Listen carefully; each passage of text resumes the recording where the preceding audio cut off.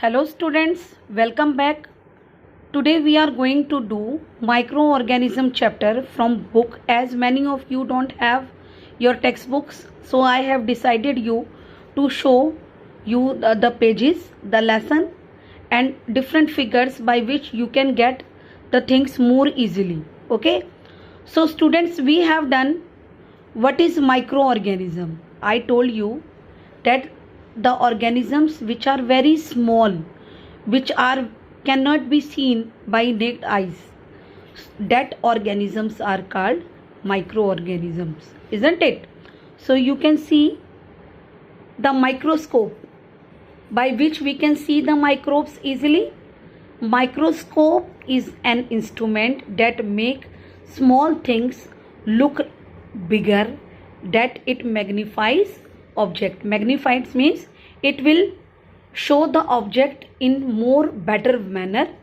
Okay, so that microscope is an instrument which is used to see the smaller object on a wider scale. Okay, now there are 5 major group of microorganisms: bacteria, fungi, algae, protozoa and virus.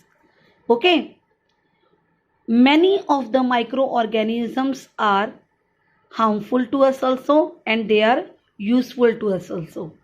So, but there are small fractions which are responsible for causing disease also, and such type of microorganisms which cause disease are called germs or pathogens. What they are called?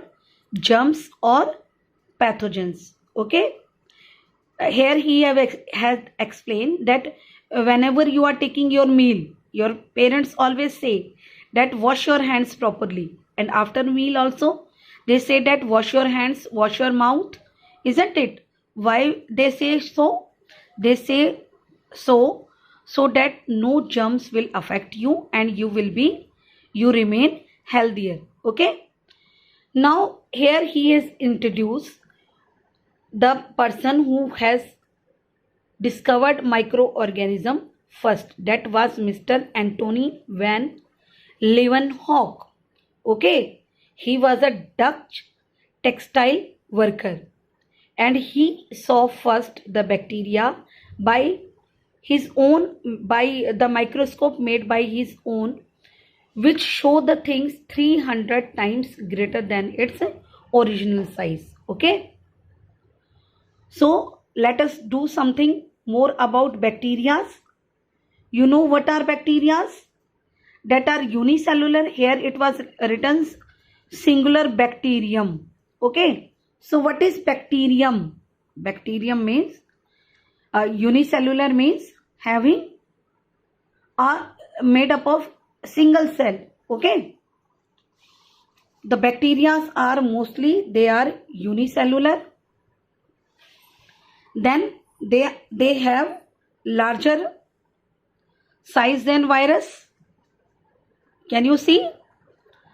And they are of 3 types: rod shape, spherical shape and spiral shape. Okay, a rod shape, spherical shape as well as spiral shape. So these will be the characteristics of bacteria. Okay, now let us come to fungi. What are fungi? They are unicellular. Example was given. Unicellular fungi is yeast. Then multicellular, you must have seen some outgrowth start occurring when the bread become of many days.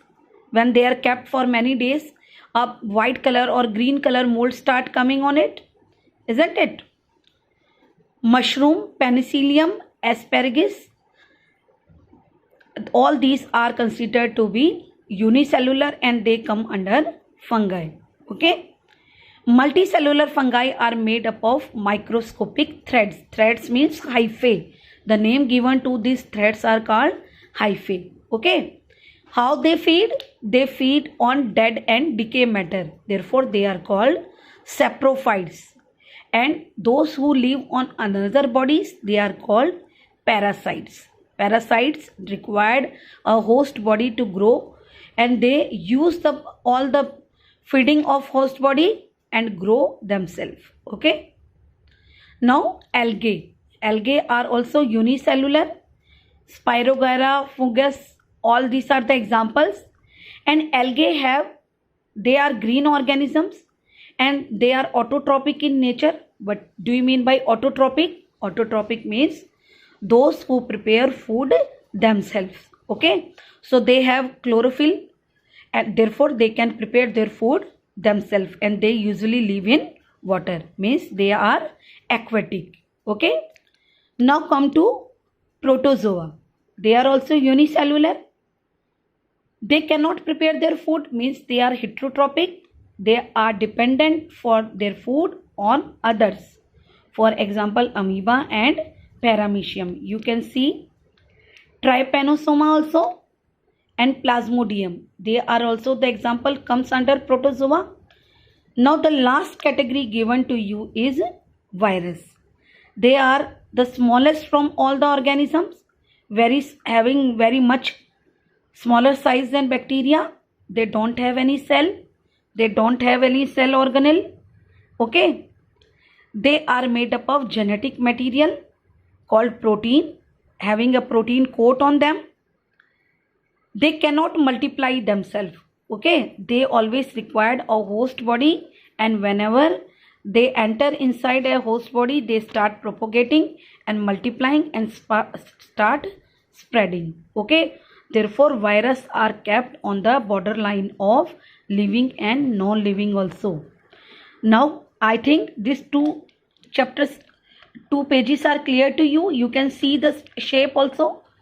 Spiral, rod and spherical shape is given here. First one is spherical, means a round rod like structure.